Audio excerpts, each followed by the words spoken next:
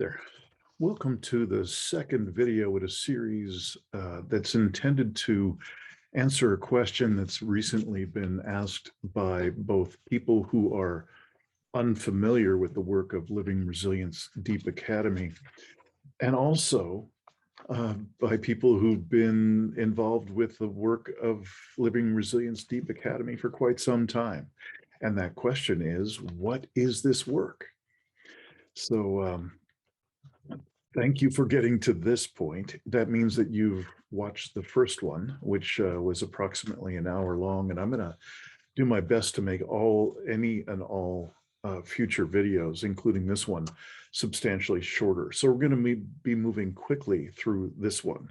While last one, we talked about the historical context of the collapse-aware conversation, the situation on the planet, and also the historical context of myself, the practices, psychospiritual practices, and so on that have added up to being the creation of this body of work. So a reminder of the elevator pitch, if you will, the statement of purpose or the vision statement, mission statement, I should say, for Living Resilience Deep Academy and all the other programs, and of course the podcast as well. And that is that we are offering transformative support and resources to people bravely facing human-caused collapse of Earth and human systems.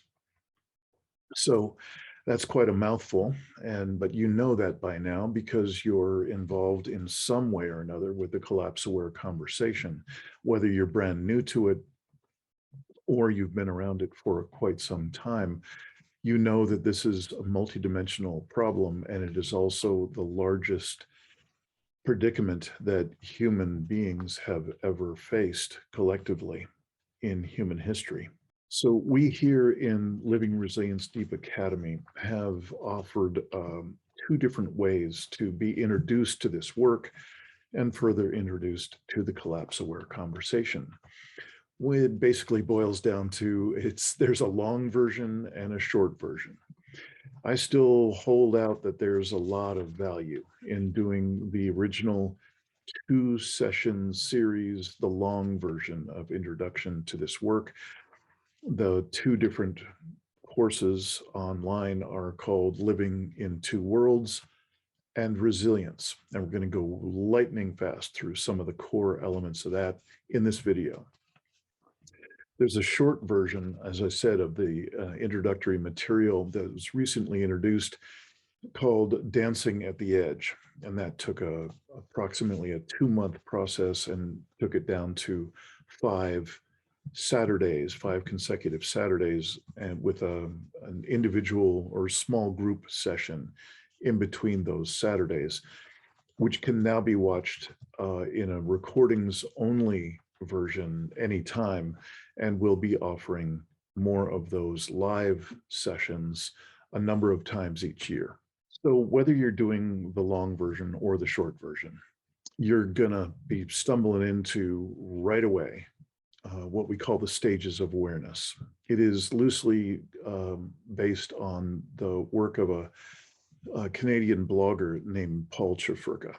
And we thank him very much for the essentials, the foundation that makes up this stages of awareness model. So it's up on your screen, and you can see that it starts with dead asleep, which is his rather unusual way of describing the business, what we might call the business as usual culture around the world that we're all so used to. It is obviously the primary source of the massive consumption and damage to the environment and ecosystems and habitat around the world, that business as usual model. And within this first stage of that, which he again calls dead asleep, there is no awareness of the global situation. There is precious little awareness of any systemic view of the planet, and no particular concern about any kind of large-scale problem, challenge, and so on. They're the usual things that get talked about in mainstream news, but there's really not anything unusual on the horizon for someone who spends the most of their time, as we all do from birth, in dead asleep or the business as usual first level. To be fair, and just previews of coming attractions, we all still do spend most of our time in this dead asleep or business as usual level stage of awareness.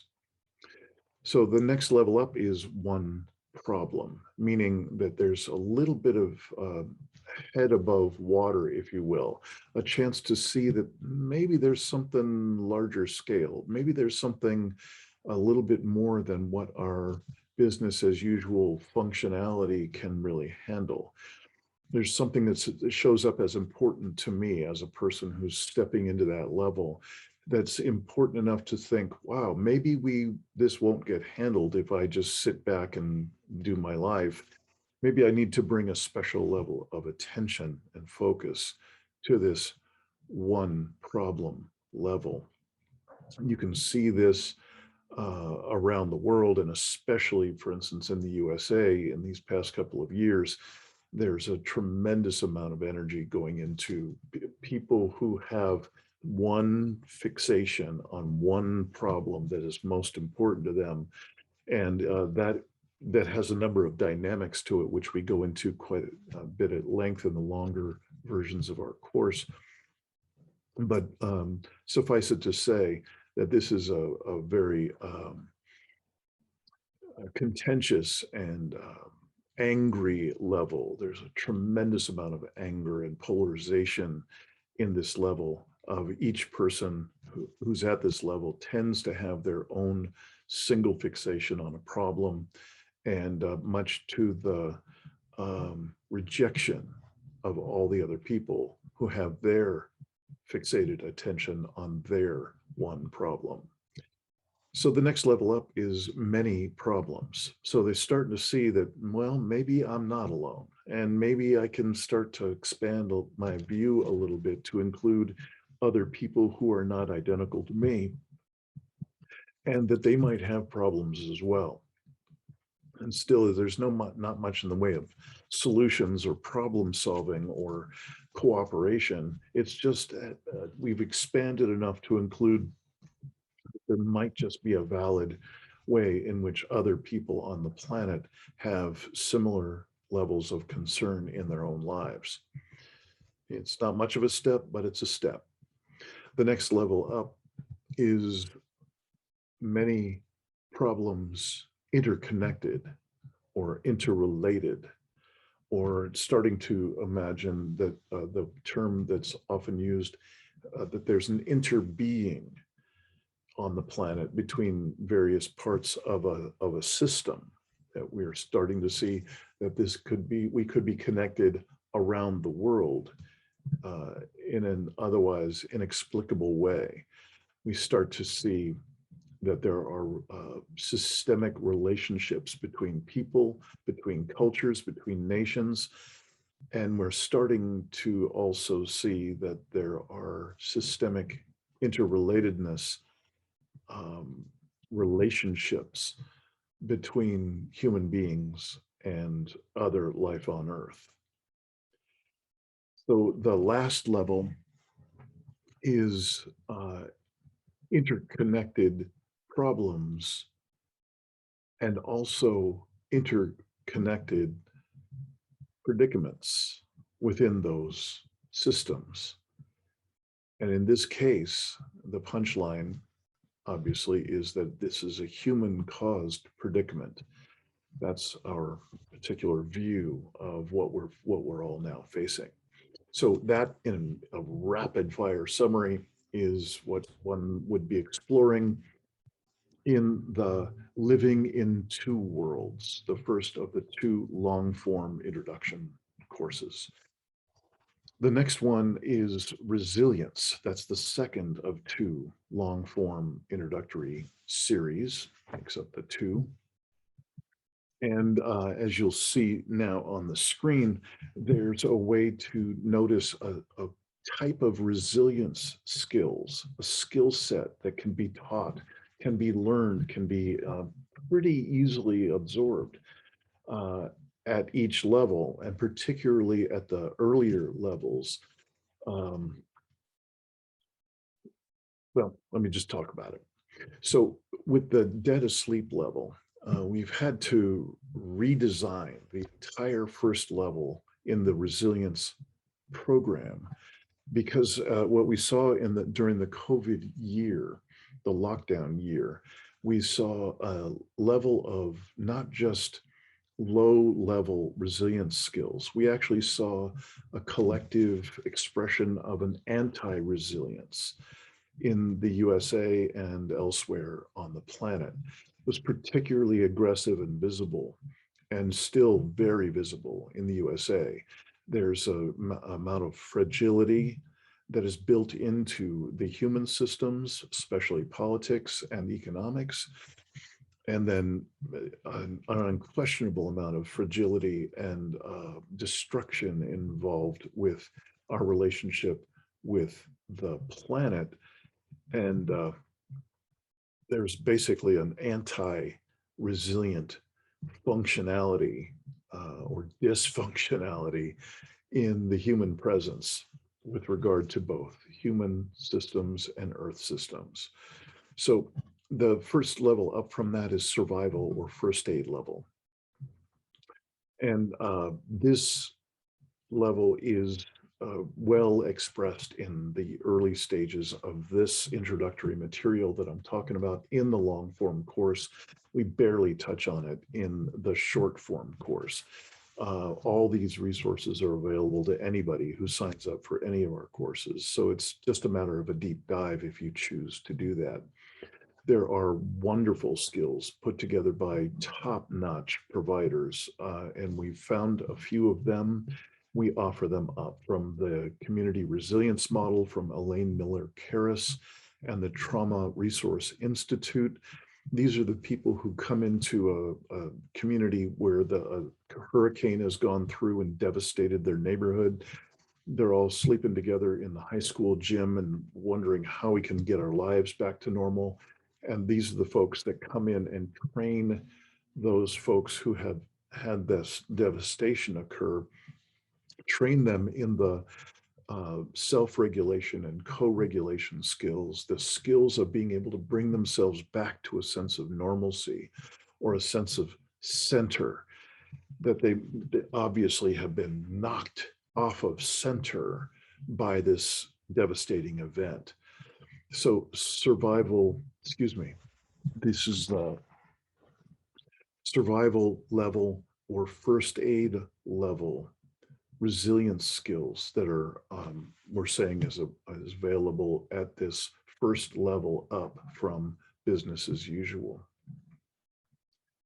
The next line is baseline resilience. And this just implies that it's not just on the spot, on scene in the disaster with no previous training and people learning things on the fly, which that was last level.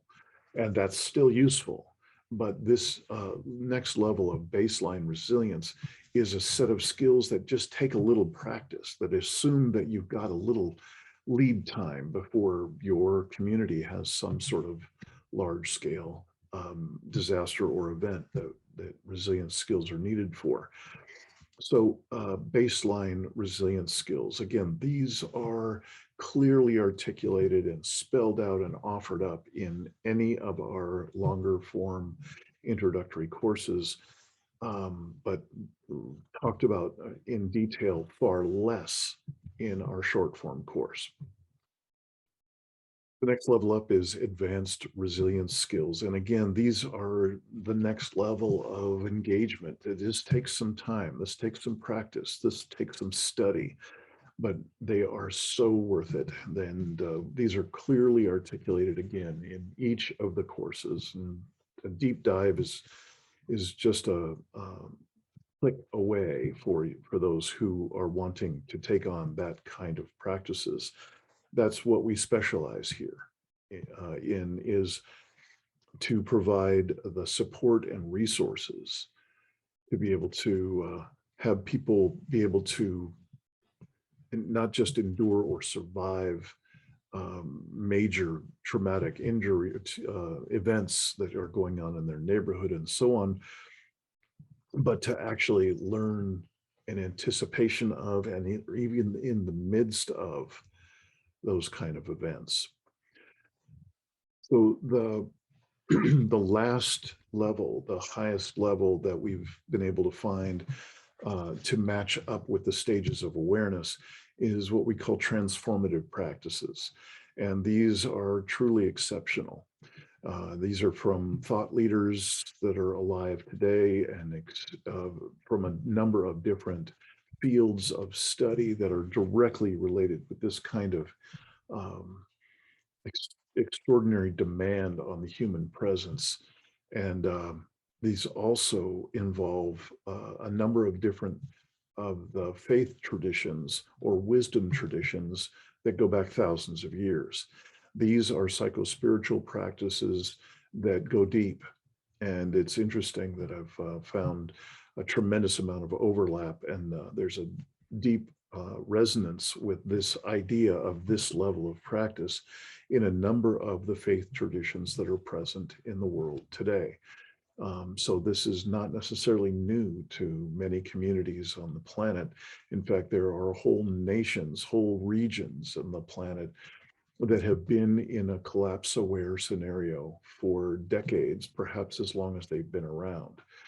That's a whole nother story, and something we go into quite a bit deeper later on. So now you've seen the stages of awareness and how resilience, levels of resilience training can also accompany those stages of awareness. I just want to review one other thing from the last video. That is a number of a series of simple questions was what drove me to write my book, The Impossible Conversation, and to create this body of work. And so let me just review those really quickly. The first one was, how did we get into this predicament? And the answer, of course, you'll recall, was that we have individually and collectively disconnected from all the primary sources of meaning and relationship in human life. It's a massive assertion. It's gonna, if you haven't heard me say this before, you might want to review that first video. And also you can anticipate that we cover that particular assertion and we go far into detail for the first, months and months worth of our community of practice sessions, and also the introductory and beyond learning series, video learning series that we offer in Deep Academy. So one of the pieces that we cover at length in that first long form introduction, the living in two worlds, is we ask people to inventory for themselves, just to take time journaling. What are the costs of disconnection, both individually and collectively? What are the costs of our disconnection from those primary sources of meaning and relationship in life? That's, again, weeks long exploration. It's long and it's involved. And again, my vote is that that's a useful process for people to do. But it's obviously challenging for people in a world in which we all have full plates and full agendas, and can find it difficult to put that kind of study in. So here's kind of a giveaway, if you will. What we've found in order to create the short form introduction, the Dancing at the Edge course that we offer, and to be able to move people more quickly into an engagement with the practices of reconnection, we wanted to basically help you quickly work around that extensive, long journaling process. And we wanted to give folks what we found is to be one of the most deeply expensive in terms of our life energy, individually and collectively, uh, costs of our disconnection from deeper self, others, earth, and soul is that we have either forfeited, unconsciously forfeited, or we've had stolen from us, and we'll get to that and how that happens and so on, our individual and collective center.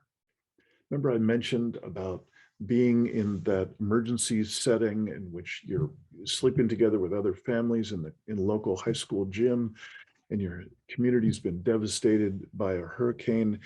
That's both individually and collectively. You've been knocked off center.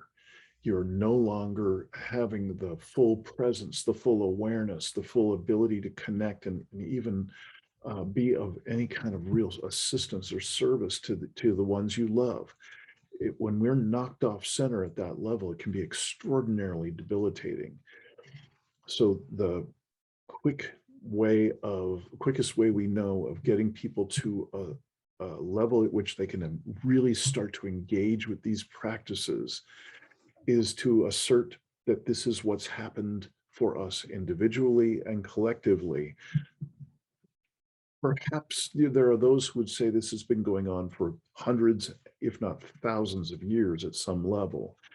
What we most specifically want to focus on in these early levels of this conversation and this work is how in the past roughly 100 years, through our use of fossil fuels, through our use of extraordinarily manipulative languaging in both politics and in the consumer society that we all have been immersed in our whole lives, we have that both of those arenas, both in the political domination arena and the corporate domination arena of production and sales and manipulation into more sales, more purchasing, and we basically have become consumers before we're anything else.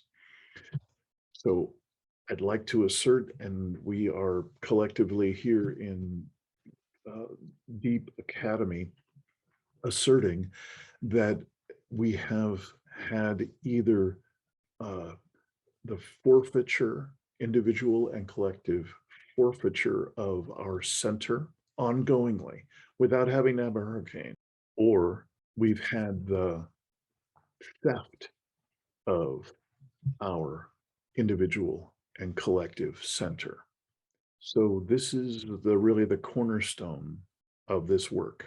This particular way of facing into the collapse-aware conversation, that what we're really facing into is human-caused collapse of Earth and human systems, and the extraordinary cost of having forfeited or having been taken from us our individual and collective centers.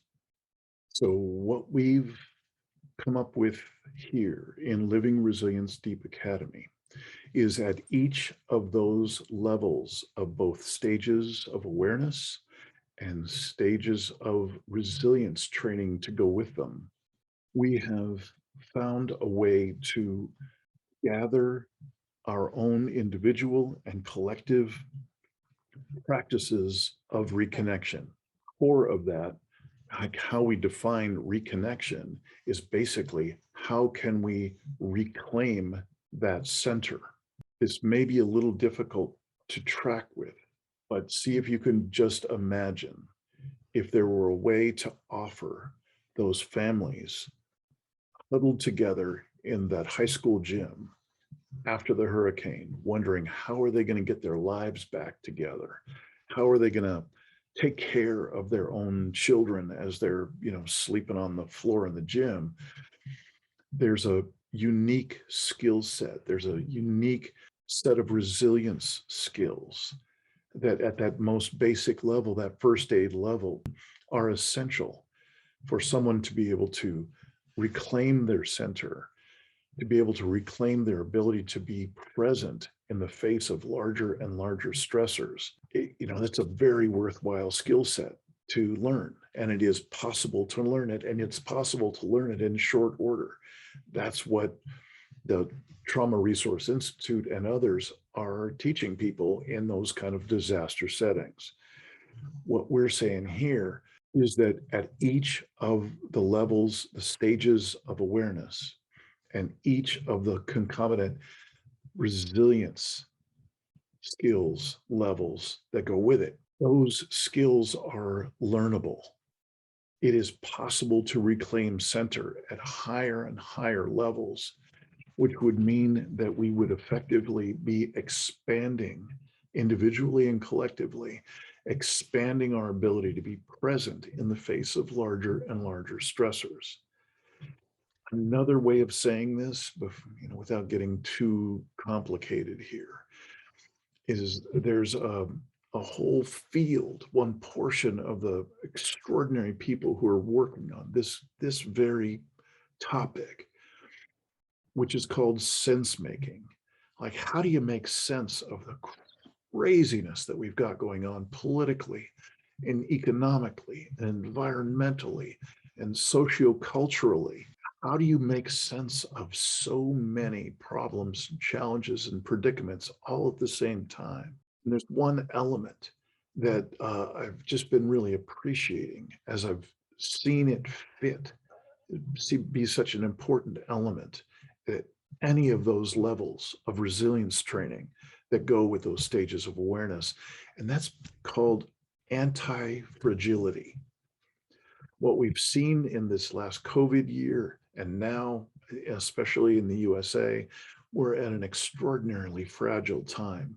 We're so polarized and so very, very fragile at the individual level and at the collective level. And there's a whole body of work that's being formulated, that practices and so on that are being put together by extraordinary groups of people that would bring us to a level of anti-fragility, a way to have what is sometimes called post-traumatic growth. We're in a time of daily delivery of trauma of one kind or another. So there's actually a way to engage with life that can have us be far more anti-fragile, far more limber, far more able to recover center when we're knocked off. So we'd invite you to step into this work. Again, for the folks who are already in community of practice, well, you're already there. And now you've got another layout, another way of looking at or framing what is this work. This work is about expanding our ability to be present in the face of larger and larger stressors.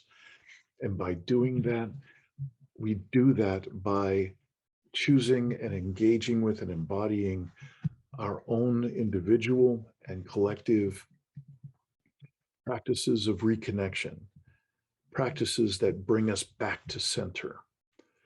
So that's the core of it.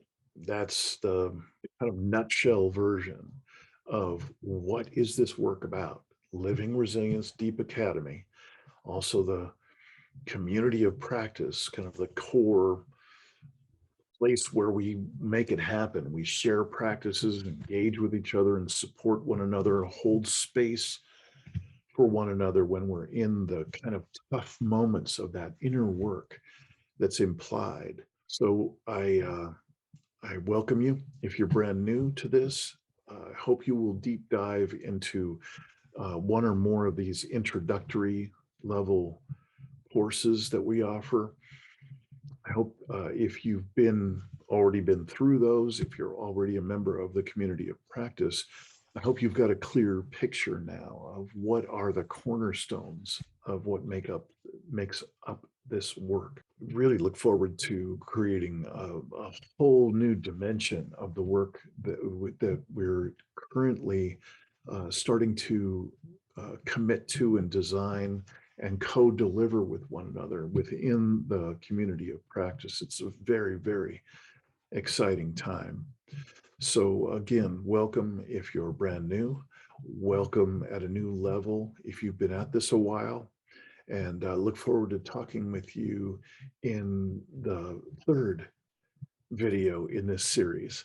And what do you know? I've come in pretty close to a half hour. I'm proud of myself in that. All right. All right. See you at the next video.